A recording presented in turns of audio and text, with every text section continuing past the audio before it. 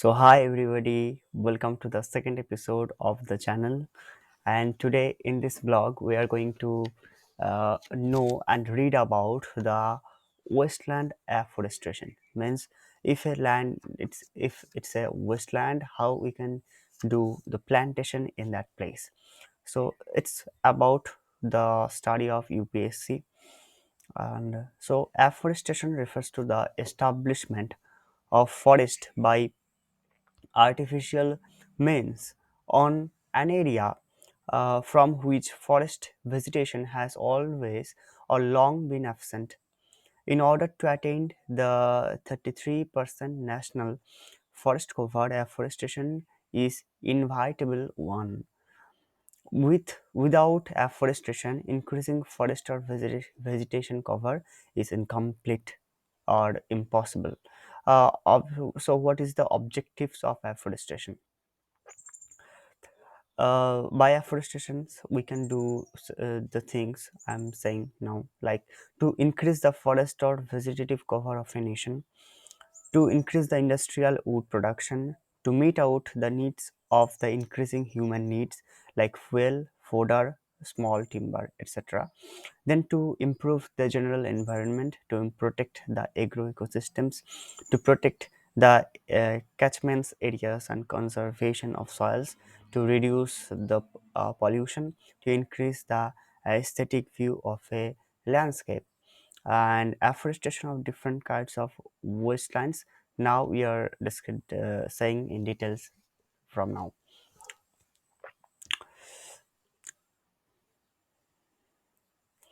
Like shifting sand dunes and inland sands.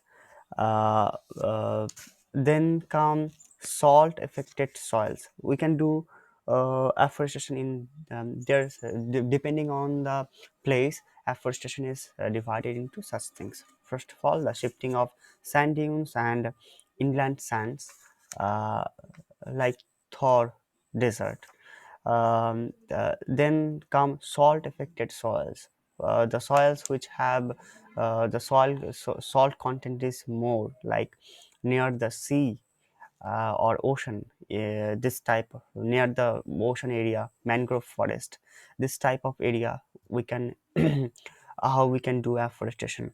Then come acid soil, then come laterite land, then denuded and eroded hill slopes, then mined out areas, then waterlogged lands,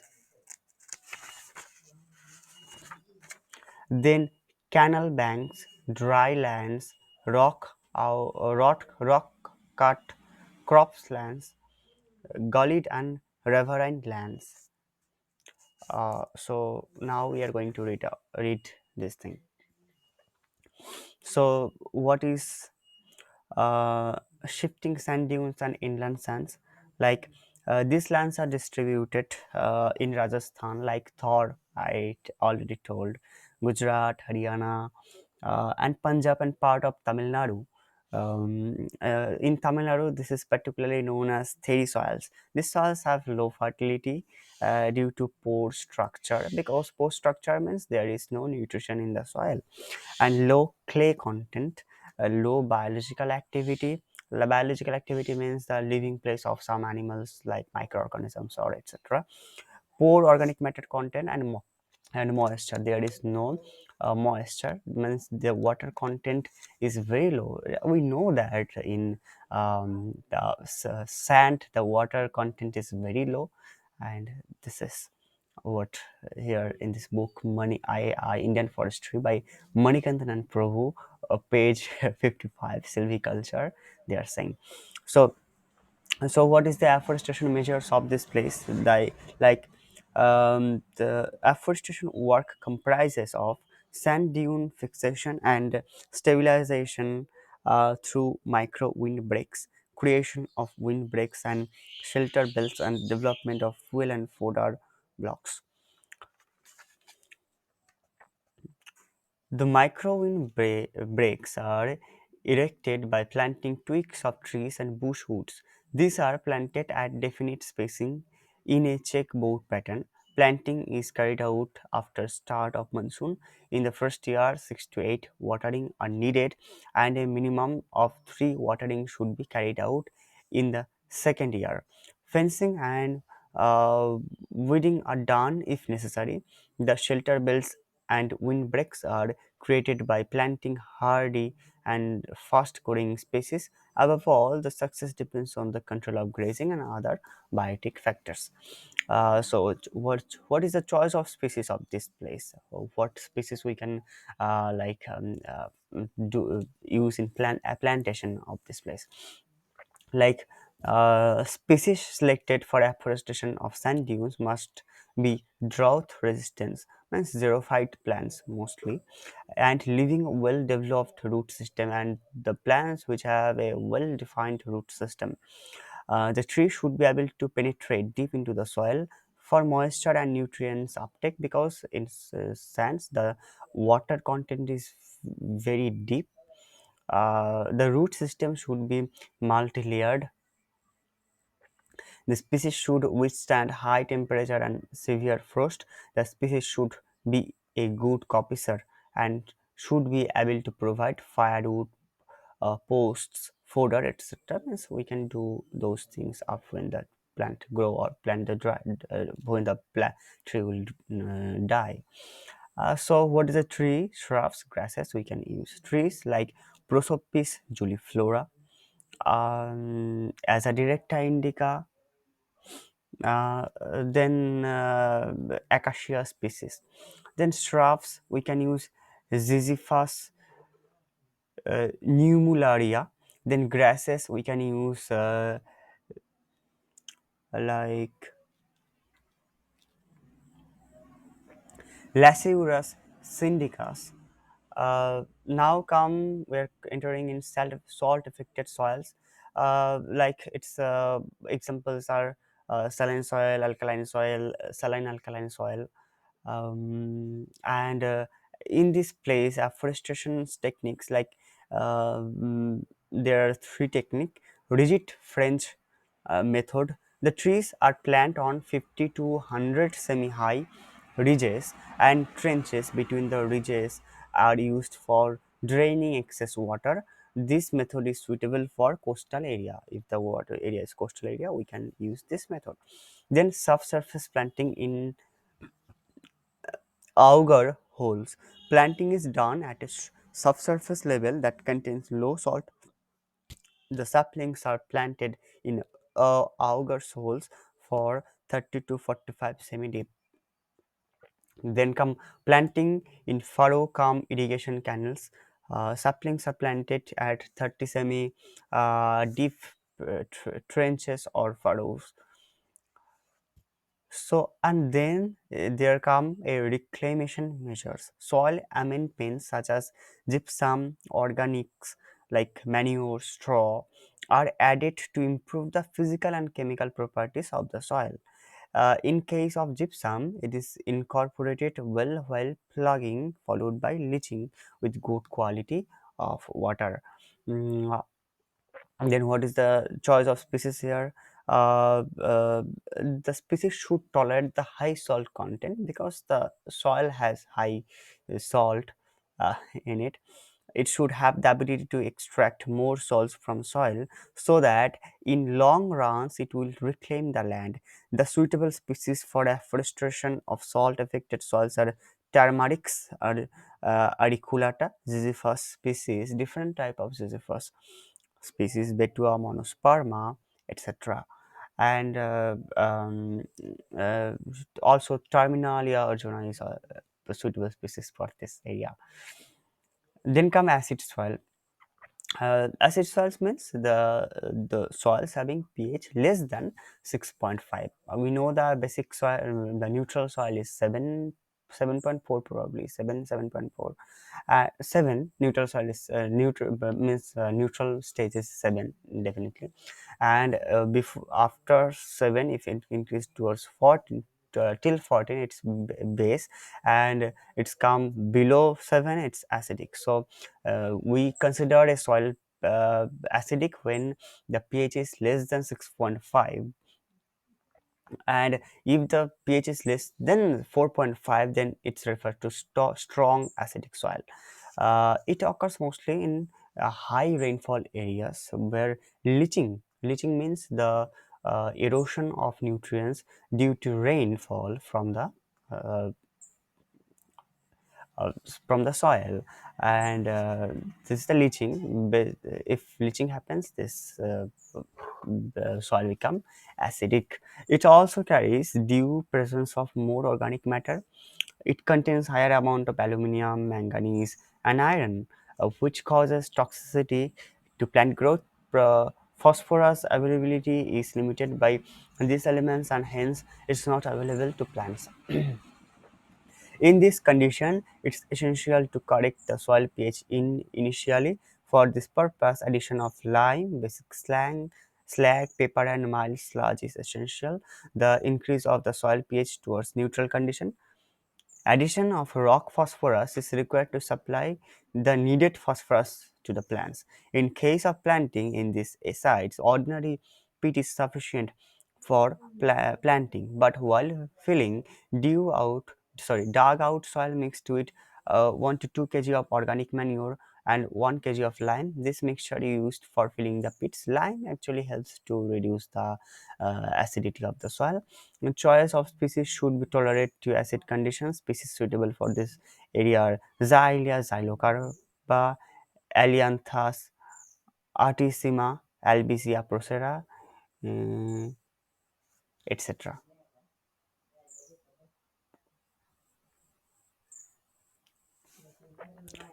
Then come laterite soil. Laterite soil are the kinds of acidic soil which counts mostly in high rainfall areas and upper ridges. These soils lack silicon due to leaching of silicon from the upper soil. But these soils accumulates higher amount of iron and aluminum. Beside this, it lacks humus and organic matter, resulting in poor soil fertility. Afforestation of these lands needs making of contour trenches in specified interval based on the slope condition. Between these trenches, pit of 30 or 45 semi-cube are made for planting. In these pits, dug up earth is arranged as ridge on lower side. Addition of organic manure and fertilizers such as urea, superphosphate, and also needed for better supply of nutrients to seedlings planted. Suitable species for laterite soils are Tectona grandis, then eucalyptus, etc. Then come denuded and eroded hill slopes. Like, what is the characteristics of this type of soil? Like, little cover of vegetation. Most of the vegetation is heavily grazed. Um, Vegetation is mostly of bushes, herbs, climbers, and grasses. Soil is shallow, stony, poor moisture content, and low in nutrients status. Runoff is excessive, and erosion is severe. Grazing and leaching incidents are very high. So, what is the afforestation measures of this place? Afforestation and soil conservation measures should be taken simultaneously. Soil and moisture conservation work is first carried out. It is most essential for rejuvenation denuded hills which has shallow soil with low moisture. This ensures seedling establishment, survival, groundwater recharge, and reduction uh, of erosion and runoff.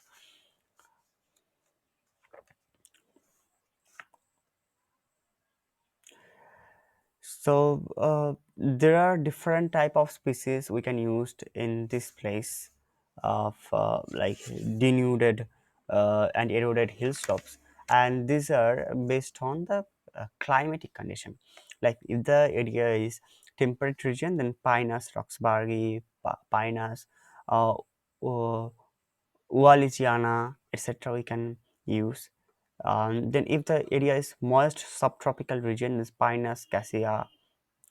Then dry subtropical region, Acacia modesta, Robinia, Pseudocassia, Prosopis juliflora, etc. we can use. And if the area is Like tropical region, like we can use Acacia nilotica, Acacia catechu, etc. That's enough for the names.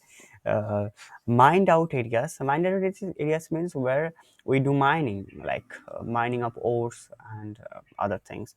Ore or raw material from where we can collect, those are mining areas. And like in our country, it's like the states of Rajasthan, Bihar, Odisha, Madhya Pradesh, Tamil Nadu, Maharashtra. Those type of, there is two type of mining. One is open cast mining and surface mining. Open cast mining, what is, uh, it's refers to the deep excavation of earth lithosphere to get the ores and raw materials. Like means we dug up the soil and then collect the things. The characteristic features of the mining characteristic features of open cast mining are given, like high rock temperature, presence of explosive gases, presence of noxious fumes, outbursts of toxic fluids, radioactive features, unpredictable rock behavior, then interference of subterranean water carriage. Then comes surface mining. In surface mining, it refers to the excavation of minerals from and ores from the surface of earth itself. So what is the impact of mining and quarrying? Like extensive damage to the surface land, destruction of flora and fauna, massive disfiguration of landscape, effect on human habitat and eco balance, afforestation in land use pattern, then come a diversion of forest and agriculture lands, left ugly scars in the surface of the earth. Shifting of towns, roads, railways, also its impact deeply in the forest. And if there is a mining area in forest, if it's if people discover it's a mining area, they will destroy the forest. So with the forest, it will be destroyed. Means the heavy habitats will be destroyed and all the animals. The problems related to revegetation of mines spoils, salinity and acidity, poor WHC means water holding capacity of mined out soils, inadequate supply of nutrients, severe soil erosion, bulk density is less than 10 to 20% the original soils, low infiltration rate and porosity. So both species we can use in this place, uh, like trees, pinus, caribia, cassica, acacia, etc. Like legumes, like clitoria, Tarnaceae. Then grasses we can use desmodium strictus. Then crops we can use Casanus casan in this place. Then come waterlogged areas. Waterlogging arises due to two varied reasons. It might be due to high rainfall, low elevation, high clay content in soil, subsurface compaction, presence of impervious layer of in subsurface, nearby rivers and canals and others. Removal of excess water through specific drainage is the priority in afforestation of waterlogged lands. In case of subsurface compaction, deep tillage is helpful, whereas dynamitic uh, whereas dynamiting is needed to break the subsurface impervious layer. Canals should be suitably designed to avoid the drainage problems. Once drainage is provided, it's essential to correct the soil salinity in the waterlogged regions. This might be done through scrapping and removal of surface soils or adoption of other salinity reclamation measures. Planting operation is carried out in mounds or ridges. The ridge level should be above the high flood level. These mounds and ridges avoid submergence of plants. The species of Salix, Acacia, Acacia nilotica, Acacia auriculiformis. This we can use as the saplings of this area. Then come canal banks. Canals are the artificial structure made for facilitating agricultural irrigation. As it is an artificial structure, it crosses diverse landforms and soil. The land stripe associated with two sides of the canal banks are usually subjected to waterlogging. Salinity problem will also be present as it is associated with waterlogging. Hence, planting in canal banks should consider the problems such as waterlogging, salinity, and local conditions such as landform, soil, and others. Species selected should be both tolerant to waterlogging and salinity. All species choice mentioned above in the waterlogging is applicable for canal bank planting except mangrove species like Acacia auriculiformis, Acacia nilotica, etc. Then dry lands, the lands that receives rainfall less than 700 mm is considered as dry lands. The main constraints in dry lands is definitely the moisture to plants. Erosion is heavier due to presence of poor vegetation in these lands. The soils are usually saline or alkaline due to deposition of salts in the upper soil.